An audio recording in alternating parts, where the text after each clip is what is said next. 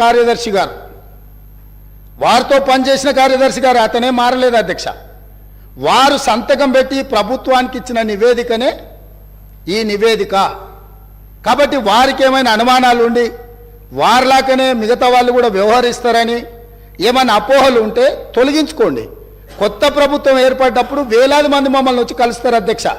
మేము మీలాక కక్షాపూరితంగా కలవడానికి వచ్చిన వాళ్ళను అగౌరవపరిచే విధంగా, అదేవిధంగా వాళ్ళని తక్కువ చేసి చూపించే విధంగా ఇట్లా చేయము అధ్యక్ష. ఒకవేళ అట్లనే అనుకుంటా అధ్యక్ష, ఒక్క మాట అడగదలుచుకున్నా. మీరేదో వివరాలు బయట పెడతామని అంటారు. నేను ఒక ఫోటో మీకు చూపించదలుచుకున్నా అధ్యక్ష. ఈ ఫోటో చూడండి. వీరు ఇక్కడ పక్కన ఉన్నాయన డాక్టర్ వైఎస్ రాజశేఖర రెడ్డి గారు, కీర్తిశేషులు. ఈ పక్కన ఉన్నది ఎవరో మీకు తెలుసు కదా అధ్యక్ష. వీరు ఆ రోజు స్వయంగా వెళ్ళి ఆనాటి ముఖ్యమంత్రి గారిని వ్యక్తిగతంగా కలిసి వాళ్ళ మధ్యలో ఏం చర్చ జరిగిందని నేను వివరాలలో జోలికి వెళ్ళదలుచుకోలేదు అధ్యక్ష. ఈరోజు నన్ను ఎవరైనా ముఖ్యమంత్రిగా ఈ రాష్ట్రానికి బాధ్యత తీసుకున్న తర్వాత ఎన్నో రకాల సంస్థలు, వ్యవస్థలు, వ్యక్తులు వాళ్ళు మమ్మల్ని వచ్చి కలుస్తారు. అది మర్యాదపూర్వకంగా కలుస్తారు.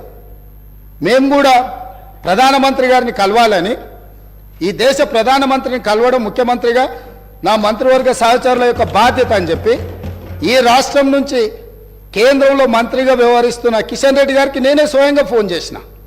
సిద్ధాంతపరంగా మేము భారతీయ జనతా పార్టీని విభేదిస్తాం, కానీ రాష్ట్ర ముఖ్యమంత్రిగా నా కర్తవ్యము నా రాష్ట్రానికి, మన రాష్ట్రానికి కావాల్సిన నిధులను తెచ్చుకోవాలన్నప్పుడు రాష్ట్ర కేంద్ర ప్రభుత్వాల మధ్యన సత్సంబంధాలు ఉండాలి అని మేమే ఒక అడుగు ముందుకేసి కేంద్ర మంత్రి కిషన్ రెడ్డి గారికి నేను స్వయంగా ఫోన్ చేసిన.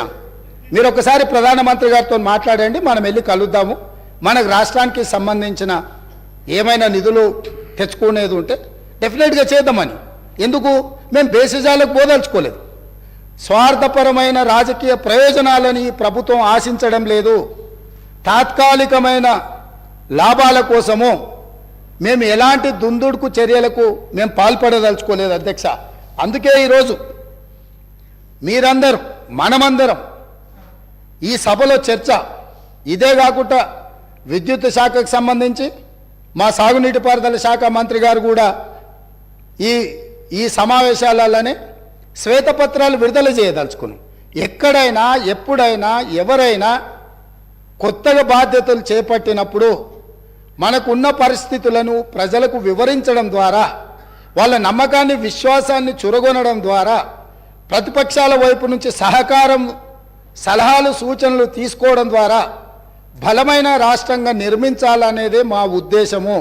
కాబట్టి ఇప్పటికైనా గతంలో చేసిన తప్పులనే మళ్ళీ మేము వితండవాదంతో మీ మీద దాడులు చేస్తామనే విధానాన్ని ప్రతిపక్ష పార్టీ వదులుకోవాలి. వాళ్ళకి ఏమైనా బాధ ఉండొచ్చు, ఇక్కడి నుంచి అక్కడికి వెళ్ళినప్పుడు సహజంగా ఉంటుంది, దుఃఖం కూడా ఉంటుంది. కొంతమందికి జీవితంలో నెరవేరని కోరికలు ఉంటాయి. తండ్రిని కూడా అడ్డు తొలగించుకొని కుర్చీలో కూర్చోవాలనేటోళ్ళు కూడా ఉంటారు. ఔరంగజేబు స్టోరీలు ఇవన్నీ మనం చూసినాం కదా అధ్యక్ష చరిత్రలో.